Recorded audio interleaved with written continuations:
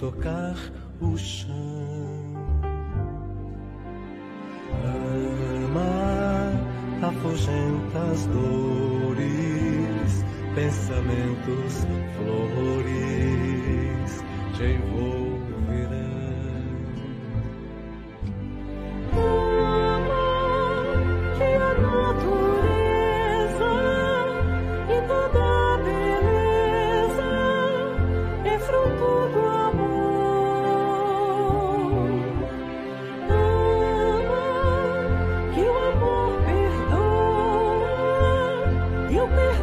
Te dou muito mais amor. Ama, pois a lei divina que o Mestre ensina é a lei de amor.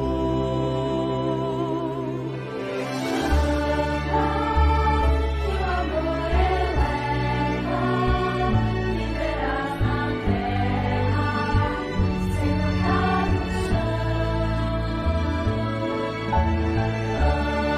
na terra.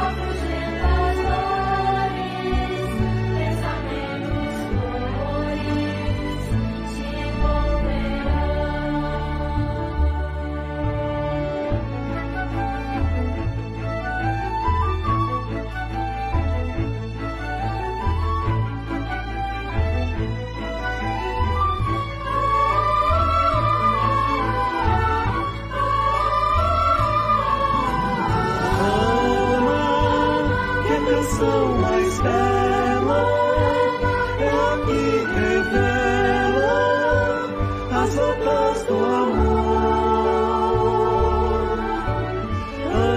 Ama, que o amor te espera nas altas esferas pra compartilhar.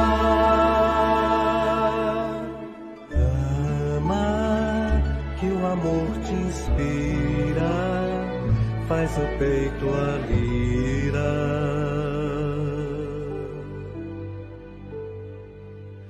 Livre a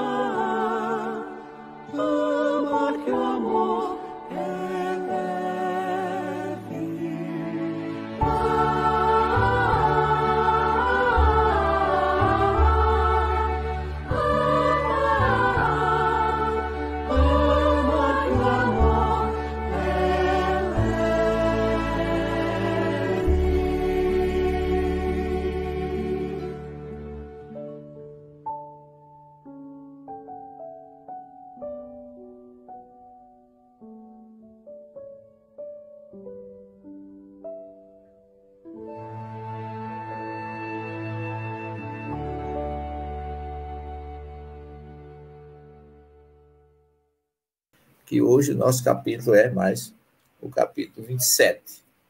Não é isso, Álvaro? Mais um resumão aí do que a gente viu da contagem, né, das tribos, que a gente viu quantos saíram do Egito, quantos chegaram, depois de 40 anos, foi mais ou menos isso que a gente viu em torno dos acontecimentos que envolveram as situações, que culminou tudo isso com apenas 2 depois de 40 anos, daqueles que vinham do Egito, só 2 conseguiram entrar na Terra Prometida, que foi Josué, filho de Nun, e Caleb. Então, nós vemos aí que Deus fez assim uma varredura para que aqueles que entrassem aperfeiçoados. Como a gente viu, a humildade de Moisés na tarefa cumprida, sem nenhuma revolta, sem nenhuma mágoa, por ter visto a terra prometida lá das montanhas do leste do Jordão e não conseguiu entrar na terra prometida, também não lastimou e não se revoltou. Pelo contrário, passou o bastão para o sumo sacerdote, Eleazar, passou o bastão para Josué, e aí eles assumiram a responsabilidade, que é o que a gente vai ver hoje, aqui no nosso capítulo 27, que é um capítulo também muito bom. É com você, Álvaro, querido. Vamos lá. Vamos lá. Que maravilha, né? Esse nosso capítulo tão importante, o senhor estava falando, eu estava refletindo aqui, fui longe pensando nos assuntos. É interessante a gente observar, quando a gente teve o episódio dos Meraglaim, dos espiões, esses 12 espiões que foram lançados à terra de Israel, enviados à terra de Israel, a gente vê 10 deles falhando. A gente comentou ao tempo, naquela época, só para recordar, que a gente tem 10 atributos da divindade. 10 atributos que eles são representados na árvore da vida dentro de atributos que o homem se permite refletir a partir do esforço próprio.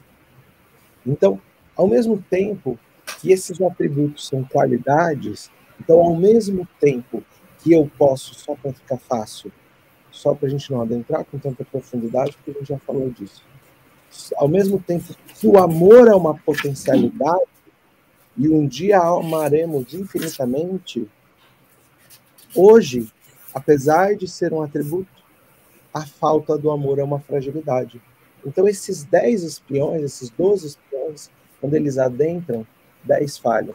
2 não falham, que são Yoshua, Josué, como o professor disse, e Caleb, ou Caleb.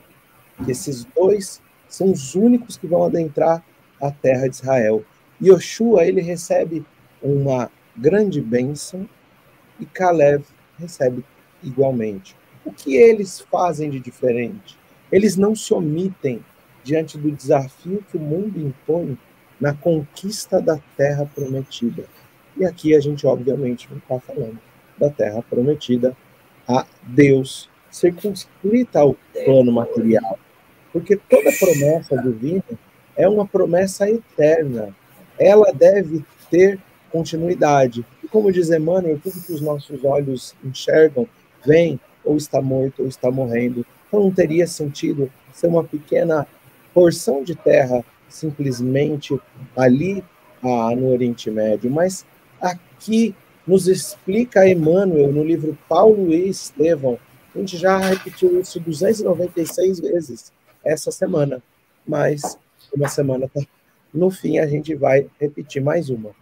Emmanuel nos diz que Gamaliel, o professor de Paulo de Tarso, ele se coloca exatamente sob essa referência da qual nós nos encontramos, que é Moisés, o povo de Israel, olhando a terra de Israel, que é a conquista do evangelho nos nossos corações, e a gente, diante dessa observação, Gamaliel fala, eu estou que nem Moisés, estou enxergando, mas não vou entrar. E ele fala para Paulo, você vai adentrar. Você, Paulo, está na condição igual a ele, a Yoshua e Caleb. Eles podem ter errado, eles podem ter se equivocado, mas através da prece, através do sacrifício, através de desafiar todo o povo de Israel, de desafiar a onda comum que o mundo ao seu entorno movimentava, eles demonstram comprometimento à lei divina, verdade, falam, olha, a terra de Israel vai exigir grandes sacrifícios, mas a gente tem que entrar. E eles arcam com a verdade diante do povo de Israel. Aqui nesse episódio, nós estamos nesse momento que Emmanuel traz para nós. E nós estamos numa porção que chama Pinhas, em hebraico. Em português é Finéas, nos disse o Elahai, o senhor é Finéas, né, professor? O nome de Finéas, sim. Finéas, ele foi um primeiro zelote, ele agiu com zelo máximo. Começou uma praga ao povo de Israel, que nada mais é do que a representação da lei de causa e efeito. O povo tem suas fragilidades, alimenta elas, passa a obter aqui relações proibidas, que a gente entende como prostituição, mas a gente pode trazer isso à prostituição no sentido da fidelidade para com Deus. Então a gente abre a nossa afinidade fluídica para processos obsessivos que nos levam à queda.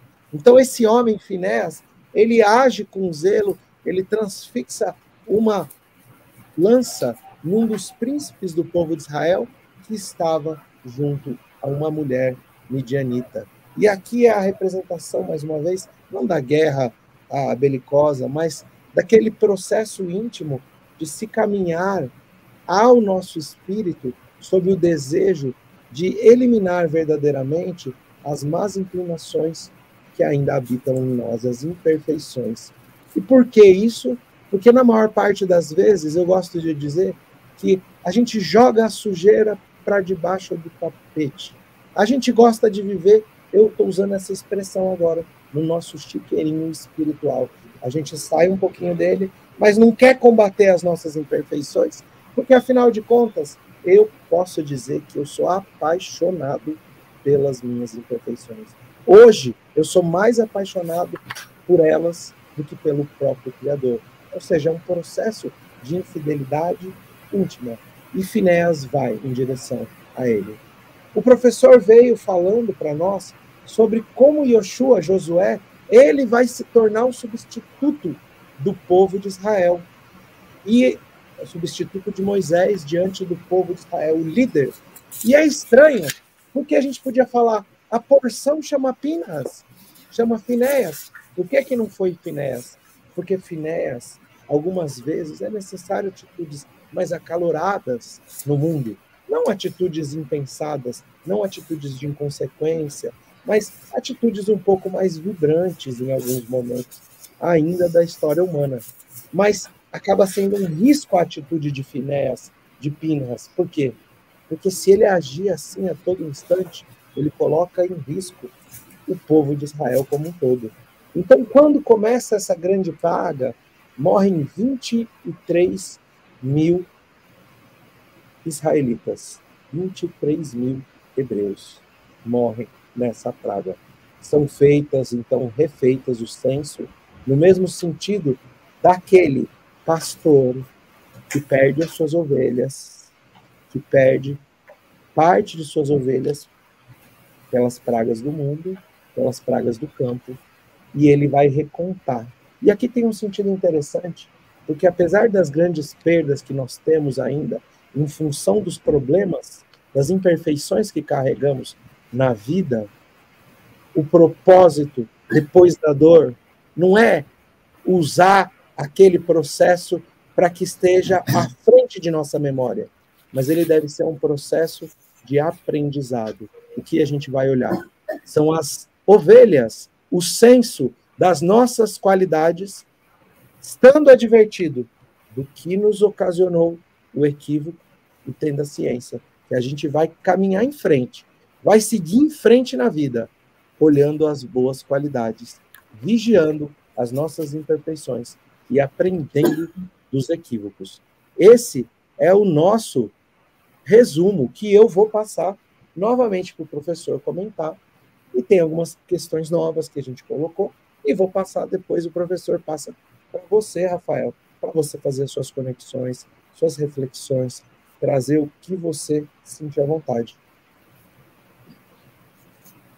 Pois não, Álvaro.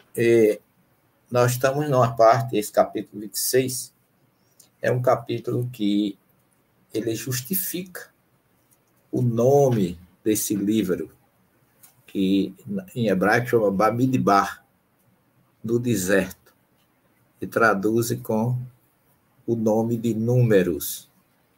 esse livro, ele representa toda a parte do deslocamento desse povo desde a planície do Sinai, depois de receber os 10 mandamentos, até entrar na Terra Prometida. Então, é um livro realmente que, pela sua importância dos acontecimentos que foram registrados no deserto, ele é um livro marcante, assim como o Levítico, né, que a gente viu no último estudo. Esse livro, ele traz, é como se fosse o saldo da caminhada de 40 anos. A gente viu isso semana passada.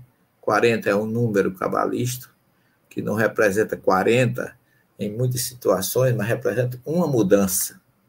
Então, essa mudança aconteceu, o registro dela exatamente no livro de Números, porque é onde se faz, depois da punição, depois de toda essa seleção pela busca de Deus, porque a seleção foi feita exatamente pela busca de Deus.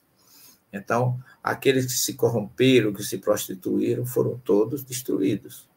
Esses 23 mil e tantos que você falou aí. Mas aqueles que sobreviveram, esses são exatamente os que Deus preparou nas descendências dos que saíram do Egito para entrar na Terra Prometida. Então, esse capítulo 26 é um capítulo de um peso muito forte, porque essa contagem, né, é exatamente onde representa toda a essência do resultado da caminhada desse povo que já tinha perdido pelo caminho Miriam, Arão e outras, e o próprio Moisés, que fica no Monte Nebo. Então, ele representa exatamente a essência da história do Bamidbar, que é no deserto, e que é o saldo, mas é o saldo positivo, depois de todo aprendizado, de todas as lições que o povo recebeu numa trajetória tão difícil, árdua fisicamente, mas seletiva espiritualmente. Só entrou os que estavam preparados para entrar na Terra Prometida. Eu quero emprestar essa fala inicial uma feição psicológica, porque quando a gente pensa em Egito, me corrijam a pronúncia, Mitzrayim, aquilo que me constrange, aquilo que me comprime, aquilo que é a minha escravidão. E eu fico pensando, o que é a minha escravidão em termos psicológicos? Se não o meu orgulho, o meu egoísmo, aquilo que me prende ao mundo, aquilo que pesa na minha envergadura espiritual.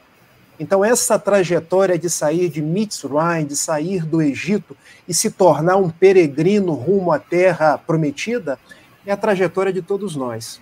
Quando Gamaliel diz a Paulo, no livro Paulo e Estevão, que ele tinha encontrado no Evangelho a Terra Prometida, que não era um lugar, mas era o encontro com aquela lei divina que o Evangelho traduzia. Eu fico pensando na trajetória de cada um de nós, de sair desse estado de prisão, desse Egito psicológico, passando, professor, por Bamidbar, ou seja, o deserto, porque nós precisamos passar pelo deserto de nós mesmos. Precisamos desse processo de autoconhecimento, nos entender, procurar saber quem nós somos, procurar passar pela solidão do deserto, por aquele processo de autoconhecimento, mas sempre tendo aquela Sheriná nos guiando, essa luz divina nos conduzindo a essa terra prometida, que no caso aí do Antigo Testamento, de fato era a terra de Israel.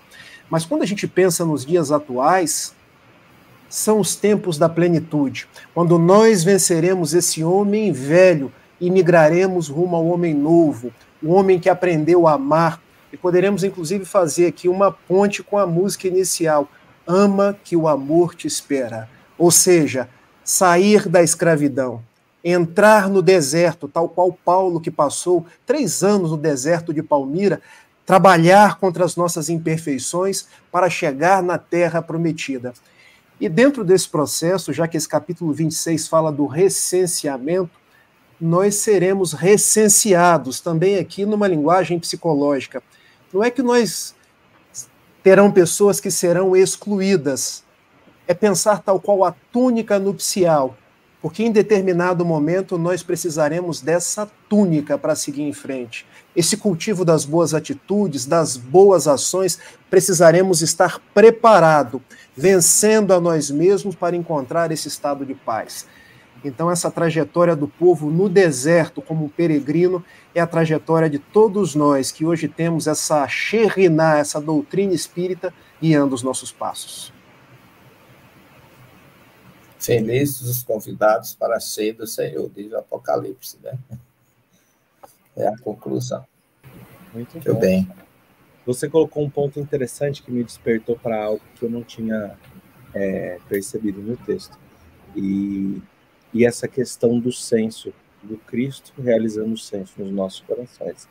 E isso a gente encontra lá no livro Brasil, Coração do Mundo, Pátria do Evangelho, que o Cristo, a qualquer instante, retorna à Terra de tempo em tempo para verificar os frutos de sua santa doutrina de amor.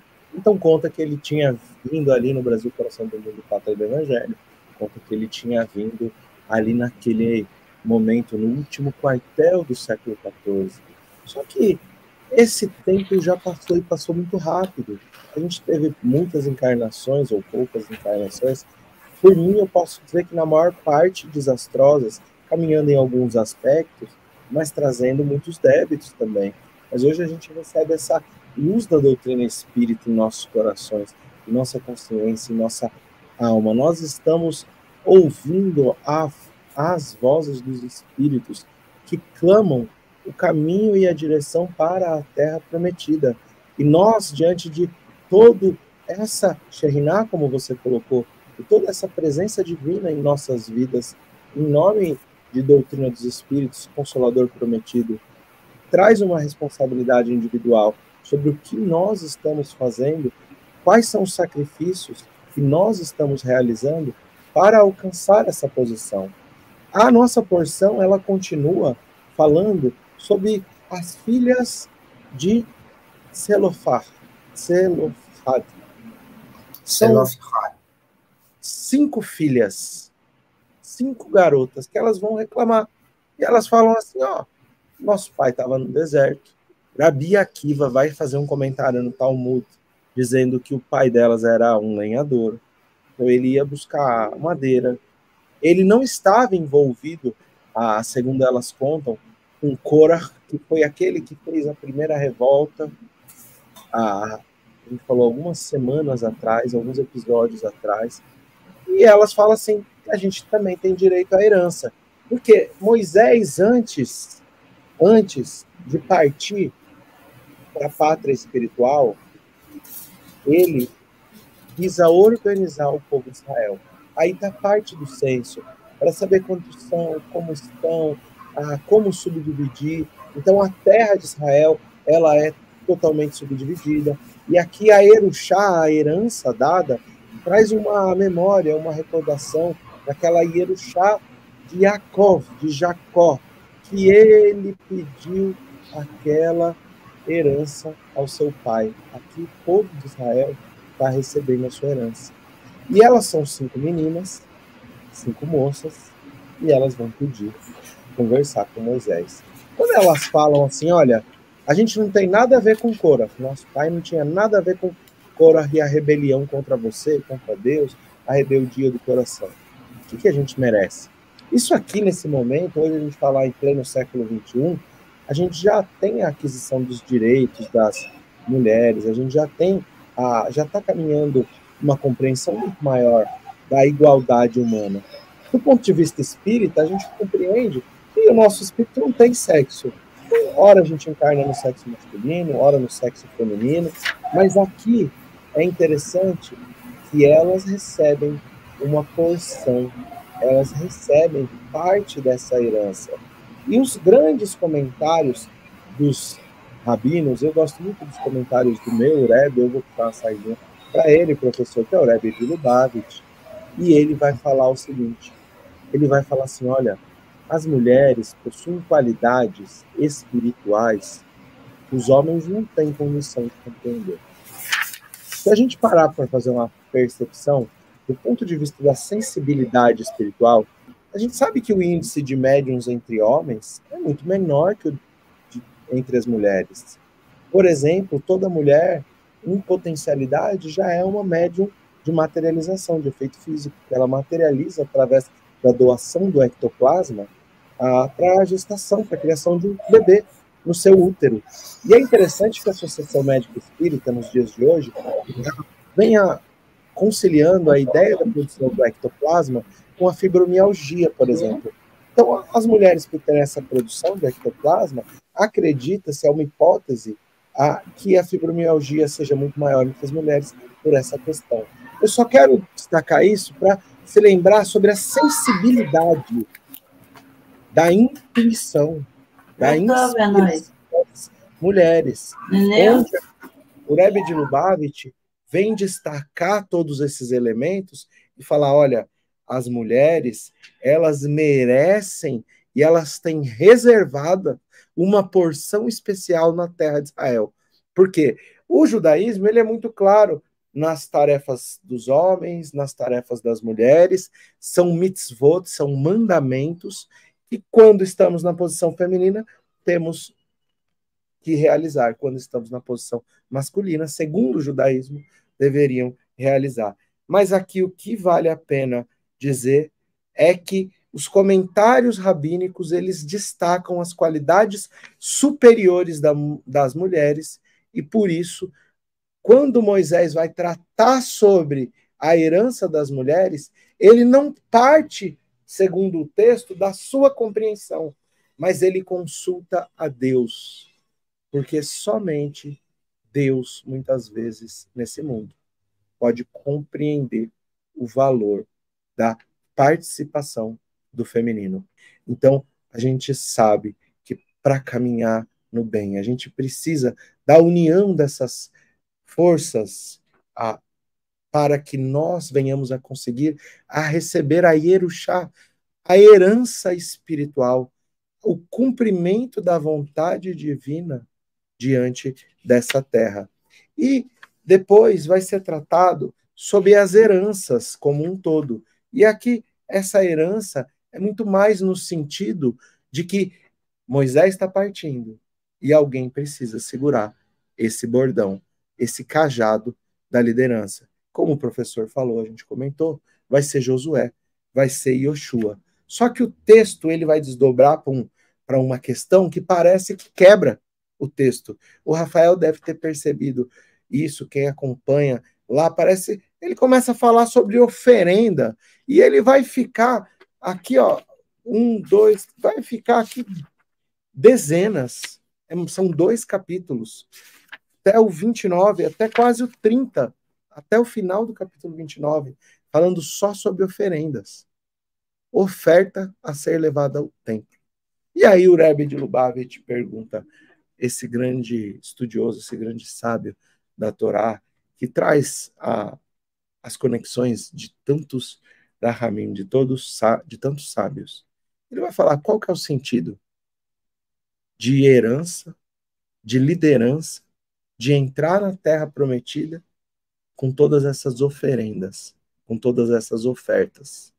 E é um questionamento bom, porque senão a gente dá a impressão que o texto está quebrado, que o texto perdeu o sentido, que o autor se perdeu na escrita. E ele vai falar, olha, o sentido é todo.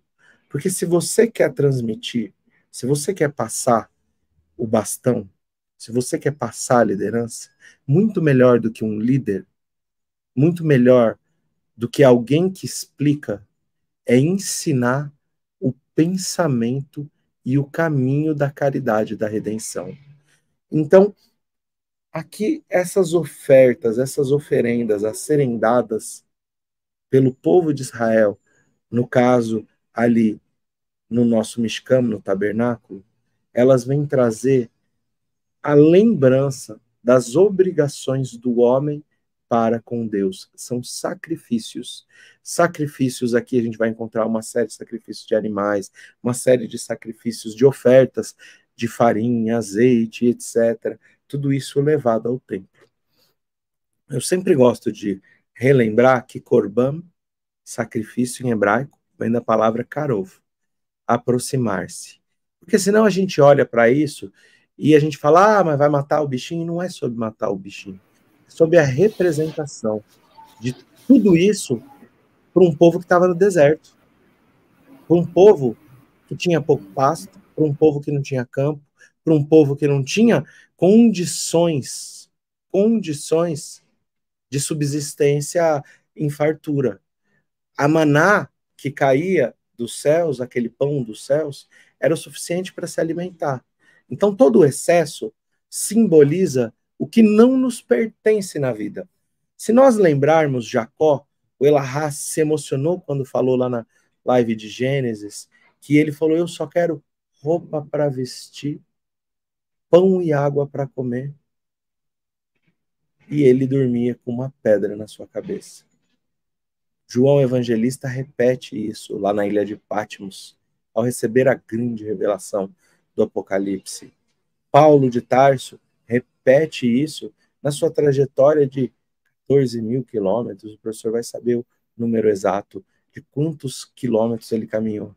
Então, aqui, sacrificar, levar todos esses elementos, significa pegar todos os excessos da nossa vida e direcionar a uma oferta a Deus, a colocar isso no altar dos nossos corações, para que a gente possa viver apenas sob a aproximação de Deus. Emmanuel diz que nós deveríamos nos preocupar em criar pensadores do Espiritismo. Pensadores. Aprendermos a julgar os elementos, interpretar as questões, a filosofia, as palavras, analisar a percepção disso tudo para a aplicação da nossa vida de maneira individual. Ou seja, sem ter um líder, sem ter alguém que chega aqui e fala, dita como são as coisas. Não. Todos nós temos capacidade de pensamento, de interpretação. Todos nós usamos a base dada sob o princípio do sacrifício, que para a gente encontrar a essência, a gente precisa sacrificar o nosso egoísmo, o nosso orgulho, o nosso personalismo, para alcançar a comunhão com Deus. E aí, se a preocupação fosse desde o princípio essa, Moisés não estaria tão preocupado com Yoshua em conseguir um substituto. Não estou dizendo que Moisés errou, não é isso não, gente. O povo também não estava pronto para receber toda essa condição. Então eu vou passar para vocês novamente e depois eu vou citar alguns desses sacrifícios, dessas oferendas, e a gente pode conversar sobre isso, demonstrando qual é o significado de cada uma delas, não pela quantidade de farinha, pelo animalzinho que está sendo levado, não por isso, mas no sentido maior. Álvaro e Rafael, antes da gente entrar na questão do sacrifício, eu quero me prender a exatamente o resumão do capítulo 27, na minha concepção. A gente tem aqui, a primeira figura é Selofhad, que foi um descendente da tribo de José, e pegar nessa questão exatamente a sensibilidade da mulher que você colocou aí, que eu fico pensando que se a serpente fosse procurar Adão, ela não tinha tido o resultado que teve procurando Eva. Talvez Adão nem escutasse ela, né? Porque a mulher tem mais sensibilidade. E as filhas de Selofhad, que eram descendentes de José, de Manassés, a tribo de Manassés, elas foram assim de uma clareza, de uma inspiração, porque elas quebraram tudo aquilo que o tradicionalismo falava. Porque o primeiro herdeiro do pai é o filho, mas eles não tiveram filho, o pai dela não teve filhos, só elas. E eram 5, né? E como é que elas iriam ficar sem herança só porque o pai não teve um filho? Então, elas foram reivindicar esse direito como mulher dentro da genealogia, da hereditariedade, vamos dizer, da tribo da qual elas pertenciam. que era Manassés. Muito bem. Esse é o primeiro ponto que eu achei bonito e que Deus, quando o povo reivindica isso, eu fiquei mostrando a sensibilidade de Moisés. Porque se você começar a observar desde lá do Êxodo até Levítico e Número, até aqui, Moisés era sempre, em qualquer situação, que o povo ia a Moisés, Moisés ia a Deus. A sequência era essa. Moisés era o homem que representava o povo de Deus, era aquele que tinha um contato direto, era aquele que conseguia a pneumatofonia direta com Deus. Mas aqui a gente já vê a sabedoria desse homem no versículo 15 ou 16. Moisés diz assim, veja bem, quando foram atrás dele para resolver essa questão, que Deus já tinha dito que era muito justo, que elas também tivessem uma herança, se elas não tivessem os tios, e assim sucessivamente, os irmãos do pai. Aí Moisés falou ao Eterno dizendo, veja bem, Moisés não se coloca como um intermediário. Ele diz assim, que o eterno Deus dos espíritos de toda criatura nomeie um homem sobre a congregação, que saia adiante deles e que entre adiante deles e que os faça sair e que os faça entrar, para que não seja a congregação do Eterno como as ovelhas que não têm pastor. Olha, eu achei esse versículo 16 e 17 de uma beleza. Moisés está entregando indiretamente o bastão. Ele não foi consultar Deus. Ele determina que o próprio Deus, que é o Eterno, veja bem, nomeie um homem. Ele já não foi mais esse intermediário. Aqui ele já estava consciente que a sua missão estava concluída. Ele não disse assim, eu vou consultar o Eterno e traga a resposta. Não. Ele já solicita a Deus que ele está fora, que o Eterno dos Espíritos nomeie um homem, não sou eu mais. Não tem mais eu. E aí entra aqui a questão que eu acho muito bonita no judaísmo, o pastoreio, a questão do Deus pastor, que Davi depois já tinha, consultaria, aliás, depois no Salmo 23, nomeia o próprio Deus de pastor dele, e aqui nessa passagem do Levítico, olha o que é que Moisés deseja, que a congregação de Deus, do Eterno, não seja como uma ovelha que não tem pastor. Então, esses dois versículos mostram a simplicidade de Moisés.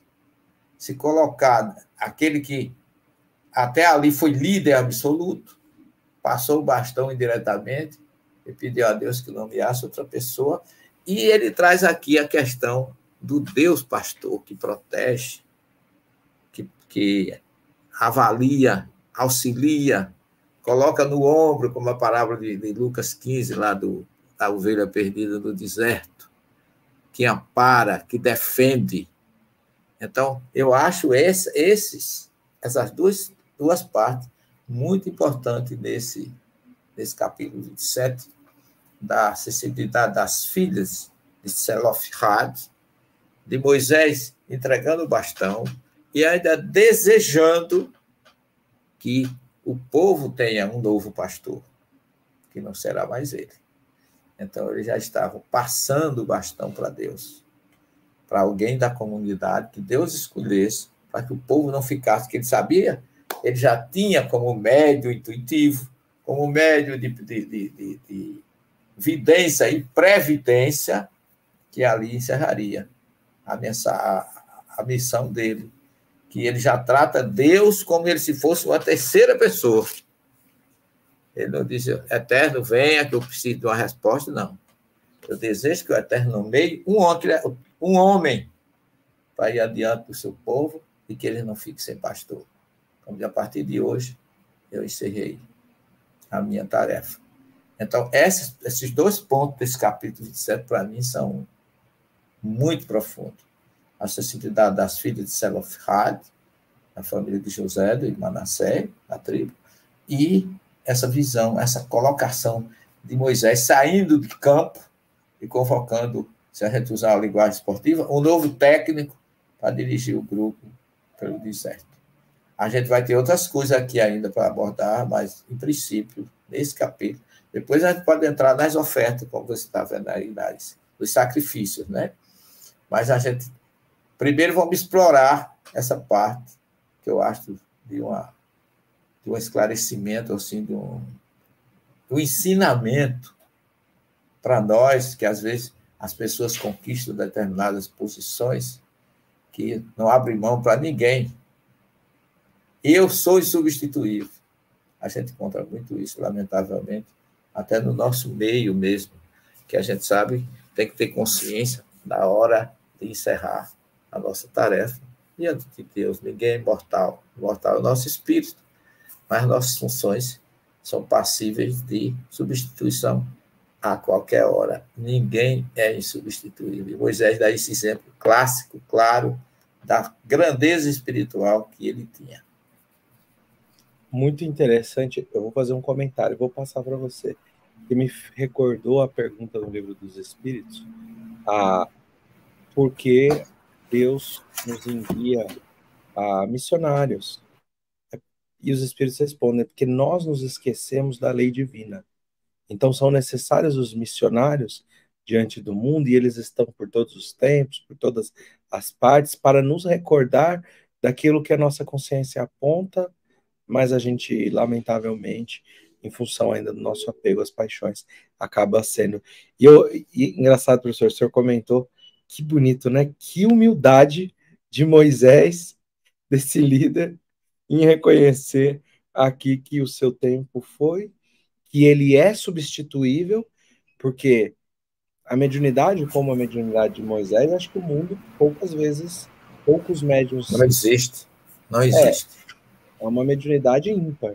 E ele fala assim, olha, aí ele ainda fala, porque a Yoshua, Josué, tem um espírito de profecia, ele também é médium, ele é comprometido, ele é capaz, ele é alguém que anda à frente, ele tem todas as qualidades, mas sem sombra de dúvidas, não era alguém à altura de Moshe, de Moisés, apesar que Yoshua está entrando na terra e Moisés não, né? Pelos seus equívocos. Então é interessante a posição de Moisés. Eu vou passar para você, Rafael. Vamos lá. Sobre esse capítulo 27, eu acho que vocês já fizeram aí comentários riquíssimos. Eu quero trazer algumas questões. A primeira delas é o seguinte: para tudo tinha uma regra, para tudo tinha uma forma de proceder. A beleza dos judeus, o fato deles terem passado 40 anos no deserto, porque vejam, não é qualquer povo que consegue isso, sair de uma escravidão, passar 40 anos no deserto, chegar numa terra prometida, porque tinha um líder, alguém que conduzia o povo e tinha regras, ou seja, tinha uma regra para a herança. E é interessante, professor, porque eu hoje trabalho com direito, e a gente sabe que se a gente não tiver uma lei, as coisas não funcionam, porque nós ainda não temos autonomia de agir com o padrão da moral guiando, veja, no século XXI. E desde aquela época tinha uma lei para a herança, e o povo funcionava e as coisas aconteciam porque para tudo tinha um regramento, e o regramento era cumprido. Ou seja, tinha uma forma de proceder em cada situação, em cada coisa que acontecia. Então, eu vejo isso como um aspecto muito positivo da cultura hebraica. Um segundo ponto que eu quero destacar é o seguinte: quando as filhas aqui do Zelofhad levam para ele a questão, veja, e a herança vai ficar com quem? O meu pai não tinha filhos. Ele não resolve, Moisés não resolve, ele leva a Deus para que resolva a questão. O que mostra a humildade dele demonstra para a gente que não existia autoridade, autoritarismo, existia alguém que submetia aos desígnios do Criador. Ele leva e depois redargue aquelas mulheres: vocês têm razão. Na ausência do homem, fica com as mulheres. Na ausência das mulheres, ficam com os irmãos. Na ausência dos irmãos, ficam com os irmãos do pai. Ou seja, estabeleceu-se um novo regramento depois de uma consulta a Deus. E um terceiro ponto que eu quero destacar aqui nesse capítulo 27 é o seguinte: olha a beleza de preservar a dignidade da mulher naquela época. Porque ainda hoje se fala de machismo, enfim, não quero entrar nesses detalhes, mas vejam que desde aquela época o direito da mulher já era preservado. A mulher tinha o seu espaço, tinha o seu valor, e o próprio codificador hebreu, que no caso ali era Moisés, preservou isso, não resolveu com a sua autoridade, levou a Deus e depois estabeleceu uma nova norma onde a mulher tinha o seu espaço. Então esses seriam os pontos aí que eu queria destacar. E depois, Álvaro, eu quero falar algumas coisas sobre o Corban, sobre os sacrifícios. Eu acrescentaria ainda um detalhe nesse comentário, só para fechar. Moisés não só abriu mão da sua autoridade, da sua condição de líder, também se preocupou com o destino do povo na ausência dele. Ele sabia que Deus não ia deixar o povo sozinho, mas ele não disse em nenhum momento: olha, eu sou insubstituível, me dê uma moratória para eu levar o povo pelo menos até lá Não. Até que eu desça o vale, que eu atravesse Jericó, que eu chegue a Jerusalém. Não. Ele abriu mão de tudo, mas se preocupou com o destino do povo, que não ficasse sem pastor. E é bacana a gente observar que tem alguns pontos aqui, professor, que me vem. Jonas, ele quando o profeta, quando ele sai da cidade de Nínive e tinha sido anunciada a sua profecia, o próprio rei, né, ele se converte, o Anaspir, o nome do rei, segundo o Midrash, da cidade de Nínive, ele se converte, ele aceita aquela ideia e ele sai da cidade, ele vai dormir e nasce ali aquela árvore de Kikayon, que é traduzido como abobreira do deserto, mas não é exatamente abobreira, né? Kikayon, o nome em hebraico, da árvore, e vem um vermezinho, começa a comer, destrói, e Jonas, ele fica chateado com aquilo, ele reclama para Deus, e Deus repreende, ele fala assim: olha, se você que não fez sacrifício algum para que a árvore estivesse crescendo, por que você está com tanta dor assim? E se a gente parar para se lembrar, aquela conversa, o Rafael, meu amigo franciscano de outras jornadas, de outros tempos, bom, o professor Celestino passa longe também, mas eu vou falar do Rafael porque eu tenho as minhas convicções aqui para comigo. Se nós nos lembrarmos de Francisco, quando ele estava ao final de sua encarnação, ele estava muito preocupado, e tem aquele episódio que Clara vai conversar com ele e fala assim: o que foi, Francisco? Ele estava sofrendo ali para desencarnar, estava naquele período de preocupação. Ela fala: sabe por que você está assim, Francisco? Porque você ainda é muito apegado. Ele estava preocupado com a sua ordem, que aconteceria. Ele tem uma relação com Jonas, tem uma relação com Moisés aqui, deixando essa liderança. E tem uma preocupação interessante, que é a preocupação de nós no movimento espírita, além da unificação, além do movimento de união, de unificação, é a condição de nós criarmos trabalhadores, de nós criarmos dirigentes, de nós criarmos aqueles que vão caminhar no processo de substituição naturalmente. Assim como toda empresa, ela visa, ela busca novos gestores, porque a gente compreende que se o bom negócio é bom, ele precisa de continuidade. Existe uma preocupação também para nós no movimento espírita. Eu contei uma história numa palestra no sábado, que é sobre isso. É o seguinte: é um pai gestor de uma empresa, ele tem 3 filhos, E ele quer um desses 3 filhos para seguir na sua jornada. Ele quer entregar Yerushá, ele quer entregar essa herança. E quando ele tem uma ideia, ele fala, vou construir um quarto, uma sala, um quarto, sem nada, e eu vou oferecer para os meus filhos. O que tiver a melhor solução de como preencher o quarto todo, ele vai ser o meu gestor. Então ele chega para o primeiro e fala, você precisa de encher todos os espaços do quarto. Esse filho vai lá, ele vê que tinha terra em torno do quarto, começa a encher. Tira uma telha, enche até o topo do quarto. Só que as paredes ficam meio trincadas, não aguenta aquela pressão toda, e ele chama o pai e fala, olha aqui, eu enchi todos os espaços do quarto. O pai fala, parabéns, meu filho, você realmente trouxe uma solução, vamos ao segundo filho.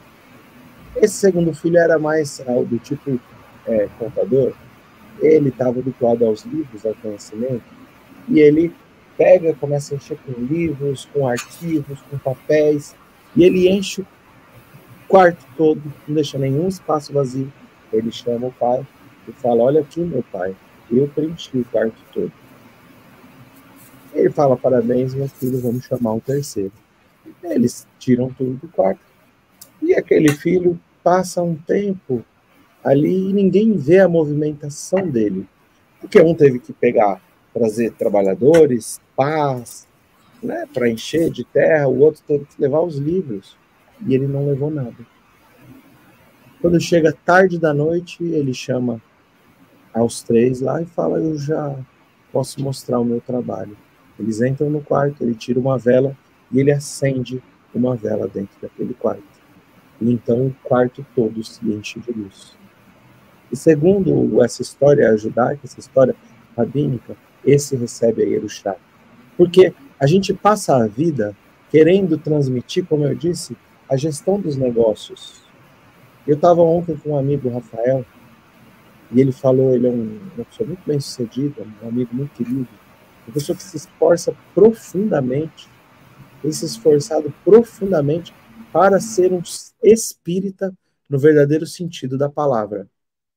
E o Rafael me falou assim, ele falou, Álvaro, ele tem muitas empresas, ele falou, se eu pudesse, eu falei para o meu filho, que se eu pudesse transmitir alguma coisa, seriam os verdadeiros valores da imortalidade, da alma. A gente passa a vida enchendo esse quarto escuro, querendo transmitir os valores da Yerushá, da continuidade do que a gente faz, muitas vezes só pela aquisição de bens materiais. Outras vezes, na representação do livro, é do conhecimento, mas não é uma crítica ao conhecimento, é uma crítica ao conhecimento sem utilidade, porque ele poderia ter enchido com a luz também, com tanto livro, com tanto conhecimento. Quanto tempo, professor, eu, o senhor, o Elahá, o Rafael, todos nós que estamos aqui ouvindo, estamos nos dedicando aos livros? Ou você acha que já não tem alguns milênios estudando Evangelho para todos nós, Antigo Testamento e religiosidade como um todo? Mas o que a gente precisa é preencher com a herança, como Jacó fez, recebeu a herança, transmitiu e recebeu de Isaac e transmite a José essa herança dos valores como um todo, repletos de luz. Então, transmitir e criar novos seguidores, pessoas que prossigam, é uma preocupação que deve estar conosco para com os jovens na doutrina espírita, para com as crianças. É por isso que se falou da mulher, e depois, quando vai se falar da herança, se fala da mulher, e depois dos direitos de todos, porque a transmissão dos valores começa na evangelização infantil, no judaísmo. A criança permanece sob a tutela da mãe, para que ela receba todos os valores. Então, esses valores da herança, esses valores da luz a preencher com sabedoria, com trabalho, um conhecimento aplicado na vida prática, para que não falte a caridade, a ação em momento algum. Então, realmente, professor, vale a pena o senhor trazer que esse assunto precisa ser falado um pouco mais, assim como você trouxe outros elementos, Rafael. Então, será que a gente pode ir? O que vocês acham? Alguém quer comentar? Ou posso começar a falar das oferendas, para depois a gente encerrar? Álvaro, já que você falou Francisco, fala em Francisco, meu coração bate mais forte. Porque ele recebeu essa Ieruxá, essa herança.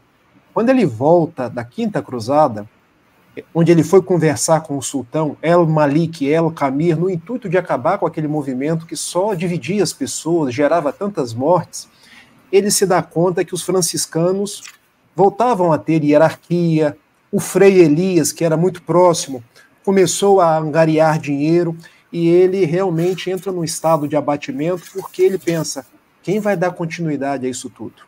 Será que eu falhei? E ele sobe um monte, que é conhecido como Monte Alverne, ali nas cercanias de Assis. E no Monte Alverne, ele se dá conta que o trabalho não era dele, o trabalho era de Jesus. Que sendo o trabalho de Jesus, ele só podia fazer a parte dele. Contam os historiadores que ele fica num estado de êxtase, ele ora quase que a noite toda. E Francisco, assim como Moisés, era um médium de efeitos físicos de muitas possibilidades. Terminado aquele êxtase, ele estava com as marcas do Cristo, nas mãos e nos pés. Então, qual é a nossa herança buscando aí esse estado de Francisco? Receber essas marcas de Jesus. As marcas das dores, das dificuldades, das vicissitudes, como coloca o Livro dos Espíritos, e perseverar, porque o trabalho não é nosso. A gente trabalha, a gente faz a nossa parte, a gente segue em frente, porque o trabalho vai continuar. Entregar nas mãos de Jesus e ter a certeza de que tudo vai continuar conforme a vontade dele. Eu gostaria, Álvaro, de mostrar naturalmente a continuação da ação de Deus, do Eterno, sobre o desejo de Moisés, que é exatamente o que está no versículo 18, do capítulo 27. E disse o Eterno a Moisés, toma para ti Josué, filho de Num, homem no qual há este Espírito. Olha que coisa fantástica. Josué é o homem. Que espírito é esse? É o espírito de realizar o desejo sucessório de Moisés. Então, Josué já foi a solução apontada pelo Eterno para atender o desejo e receber o bastão de Moisés. E ele dá exatamente a transferência.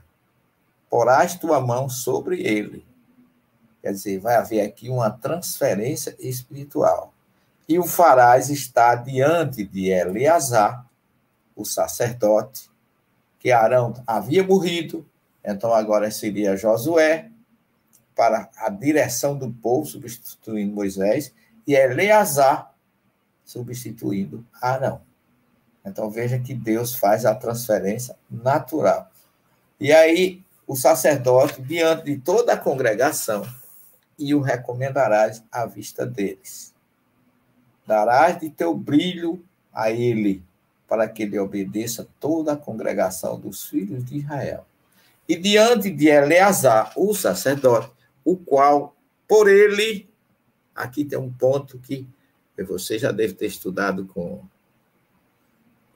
Elahá, que eu não participei dessa época, que é a consultará o juízo dos Urim diante do Eterno, conforme o dito sairão, o seu dito sairão.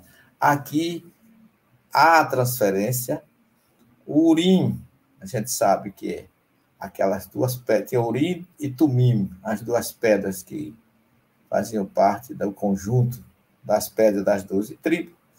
O Urim vem de Ur, em hebraico, que é luz, e o Tumim que é a parte de perfeição. Um traz a luz, o outro traz a perfeição. Porque agora eu fico pensando o seguinte, ali, eu não sei se vocês falaram isso, eu não consegui, não cheguei a ver essa live tua de Elahá, mas eu me lembro tanto. Me perdoe os não espíritas, me perdoe os militantes de outras religiões, é o que eu sinto. Qual era a consulta a Urim Tumim? Era sim ou não? A pergunta era sim ou não. Se a pedra brilhasse, era sim. Se não brilhasse, era não. Não é isso? Aonde é que começou a doutrina? Como é que começou a pergunta de Kardec nos famosos raps ou batidas? Era sim ou não? Sim, uma batida, não duas batidas. Então, você observa que é um sistema que já não foi criado por Kardec. Os espíritos criaram uma réplica do Urim e do Tumim. É o que eu sinto, porque aqui o que é que ele diz? Que ele seria o seu dito, a deliberação dele sairia daí, porque ele consultaria o juízo dos Urim diante do Eterno. Então, eu vejo essas duas questões aí do sacerdote e da unção de Josué, como se diz assim, Moisés fica, mas o povo terá um pastor, o povo terá alguém que cuide deles. Está tudo resolvido. Tem o dirigente material, que é Josué, que substitui Moisés, e o dirigente espiritual, que substituirá Arão, que já não existe mais. Álvaro, professor, olha a beleza disso daqui. A gente pega Números 27, esse trecho que o professor citou agora, lá no versículo 18. O Senhor respondeu a Moisés: toma Josué, filho de Num, no qual reside o Espírito, e impõe-lhe a mão. Passagem do bastão. A herança. Agora, se a gente for lá na segunda epístola a Timóteo, exortação à perseverança. Por exemplo, eu te exorto a reavivar a chama do dom de Deus que recebeste pela imposição das minhas mãos. Paulo falando a Timóteo. Observe como tem uma ligação, um trecho com o outro, e observe como essa presença de Deus vai passando de um missionário para outro. Ou seja, Deus nunca nos deixa a sós. A gente tem tanta preocupação. Né? É o passe. Em hebraico, Vaiomer Adonai El Moshe Achlecha. Então, assim, disse Deus para Moisés: toma para tu, pega para você.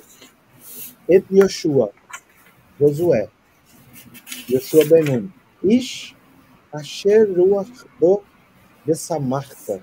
Então, um homem que o Espírito recai sobre ele.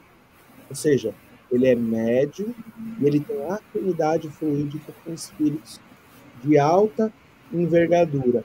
Aí o Espírito está falando: eu, do mesmo jeito que estou te inspirando, vou inspirar ele.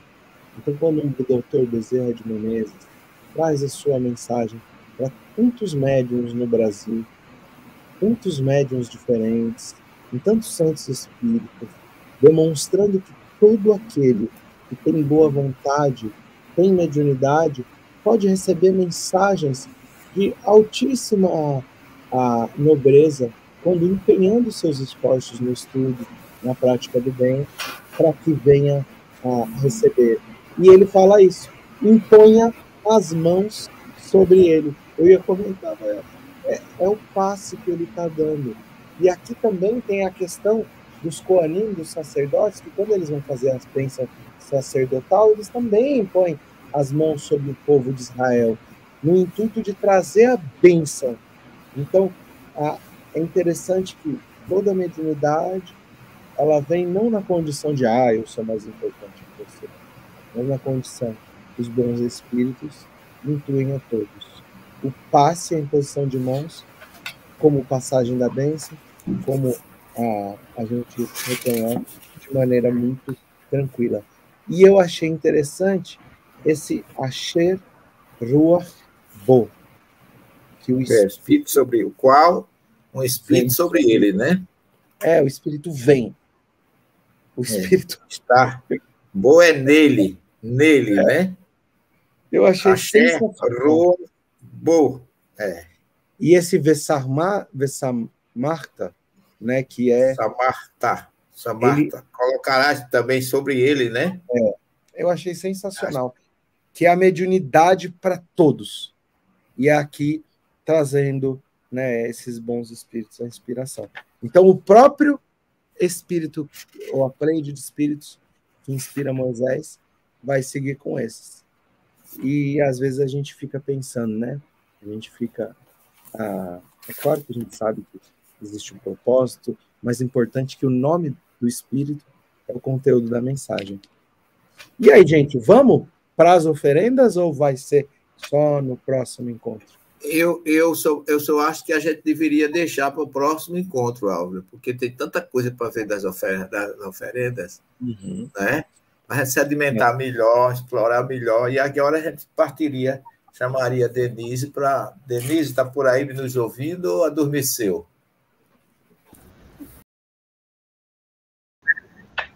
Beijos. Até 2024.